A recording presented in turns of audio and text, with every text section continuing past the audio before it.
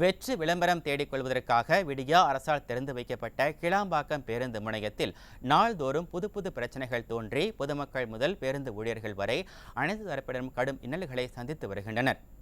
அதிமுக மீதான அரசியல் காழ்ப்புணர்ச்சி காரணமாகவும் தனது தந்தையின் பெயரை விளம்பரப்படுத்துவதற்காகவும் விடியா திமுக அரசால் திறந்து வைக்கப்பட்ட கிளாம்பாக்கம் பேருந்து முனையத்தில் நாள்தோறும் ஏதாவது பிரச்சனை ஏற்பட்டு வருகிறது.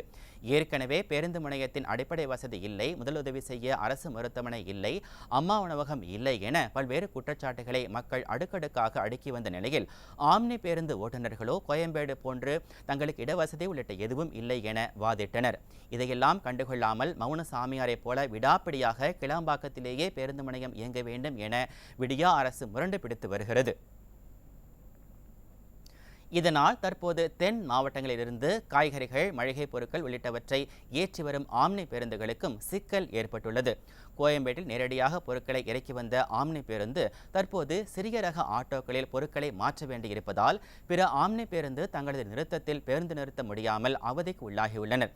இதனால் ஆம்னி பேருந்து ஓட்டுநர்களுக்கும் சரக்கு ஆட்டோ ஓட்டுநர்களுக்கும் வாக்குவாதம் ஏற்பட்டுள்ளது.